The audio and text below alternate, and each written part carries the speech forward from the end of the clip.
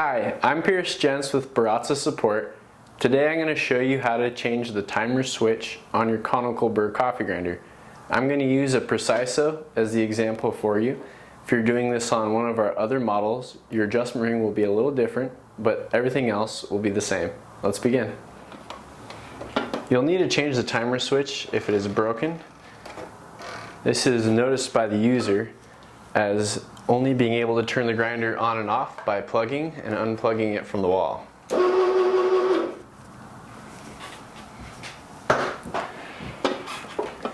I have a new timer switch and knob kit ordered from our parts store.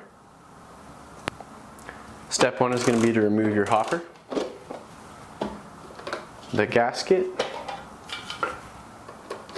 burr, grounds bin,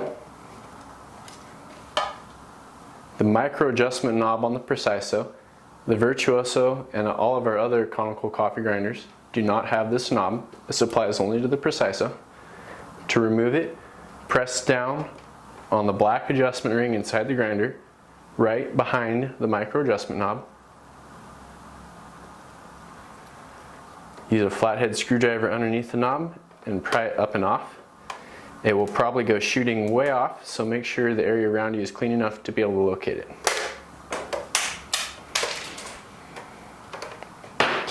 Go ahead and pull the knob off the side of the grinder.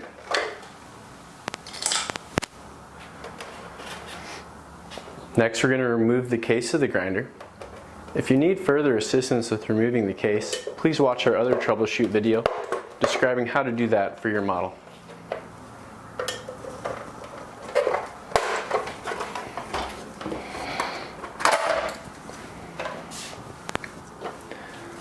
Once the case is removed, rotate your micro adjustment arm clockwise until it stops, and then you can lift the adjustment ring off of your grinder.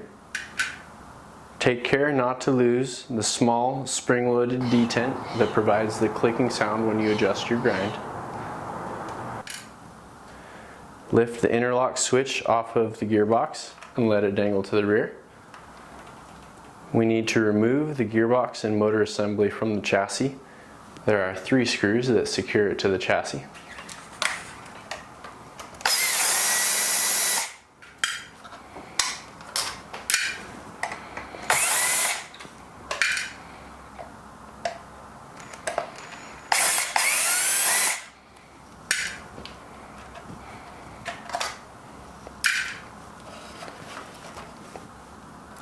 Lift the gearbox and motor assembly off of the chassis and unplug the motor from the circuit board.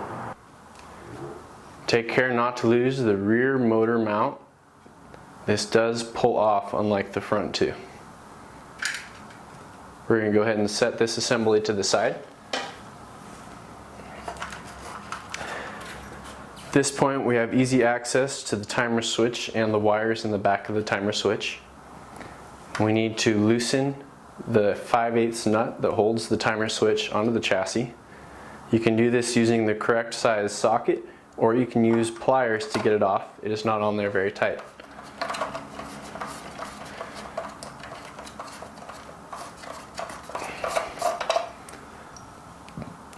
Once the nut is removed, take your flathead screwdriver and pry between the switch and the chassis itself. You'll need to do this on one side and then on the other to get the switch to come out.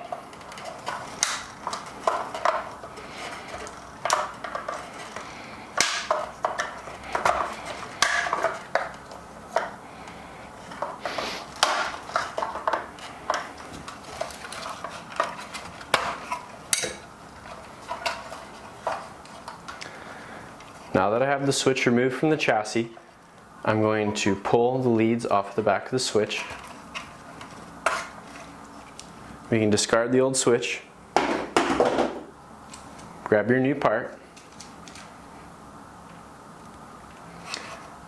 plug the wires into the back of the timer switch.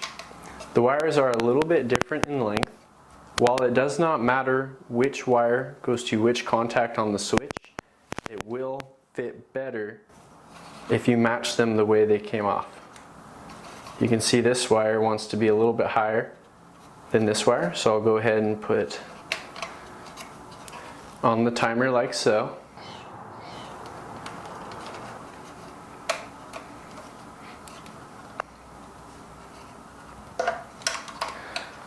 Press your new timer switch through the hole in the chassis.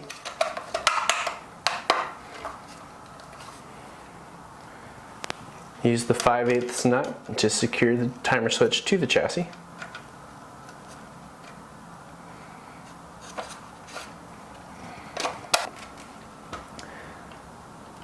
Grab your wiring loop in the back for the interlock switch and run it to the outside of the rear mount like so. Get your gearbox and motor assembly and position it on the chassis. The motor should go right through the middle of the loop that your interlock switch makes.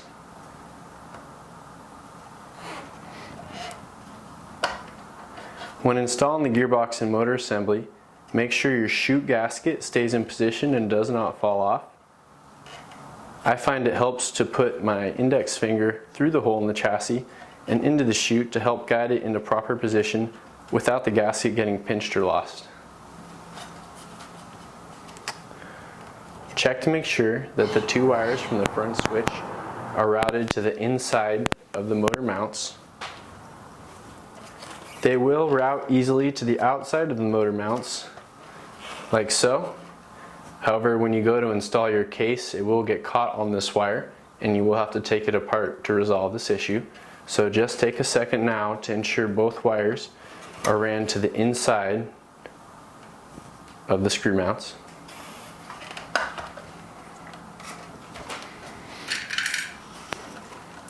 So make sure your rear motor mount grommet is in position. We're ready to put the 3 Phillips screws back on that secure the gearbox. On this grinder, the rear and timer switch motor mount screws are a machine screw with a small nut.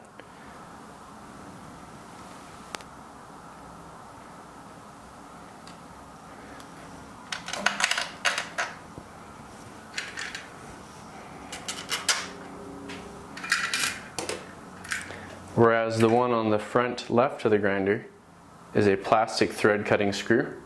You may have 3 thread cutting screws instead of 2 machine screws and 1 thread cutting screw.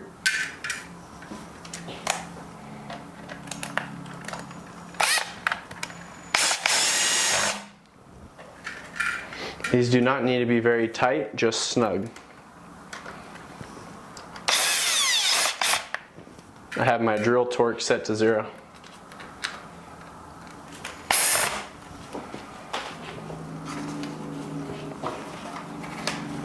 Before I forget, I'm going to go ahead and plug the motor back into the circuit board. I still have my interlock switch dangling off the back. I'm going to wait to install this until I have my adjustment ring in position. Grab your tiny spring-loaded detent that provides a clicking noise and set it in the column on the gearbox with the pointed side of the detent facing up. The bottom of your adjustment ring has serrations 180 degrees around it. Any point of these serrations over the detent will install well. Go ahead and put your adjustment ring on. You need to have the micro adjustment arm near the front left of the grinder at about the 7 o'clock position. Press gently down on the adjustment ring and then pull the micro adjustment arm towards the front to engage it onto the grinder. At this point you should be able to pick the grinder up by your adjustment ring. If you need further assistance installing your adjustment ring, please reference our separate troubleshoot guide and video. Now that I have the adjustment ring in position, I can put the interlock switch back on top of the gearbox. At this point I have but one leftover part, the machine nut from the old timer switch. We can discard this.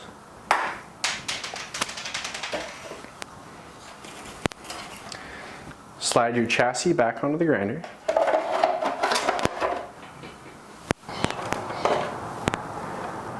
With the Preciso, we need to make sure that the micro adjustment arm rides in the slot You can see right now it doesn't want to go on because the arm is not well lined up with that slot. So I'm going to set it up right here and work it around a little bit until it lines up better. And now you can see it does line up well in that slot. And the case is not yet all the way snapped on. Knowing that it is lined up on the slot, I can go ahead and snap the case all the way back on. At this point, your adjustment ring should rotate easily. If it is not rotating easily, push down gently in the rear and it may pop down into a better position. Make sure your adjustment ring is rotated all the way counterclockwise, as it must be in this position for the burr hopper to install.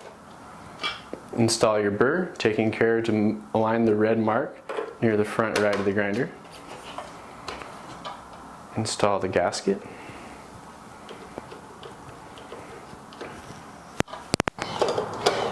Hopper.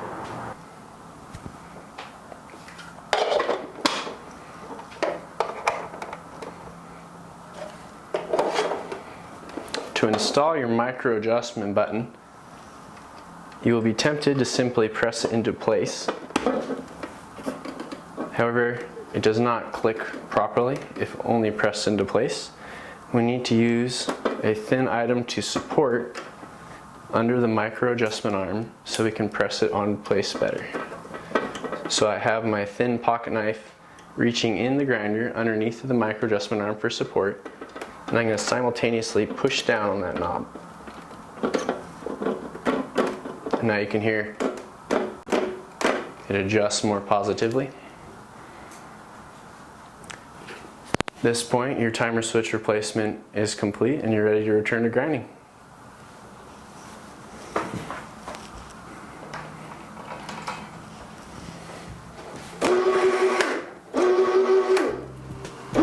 Enjoy!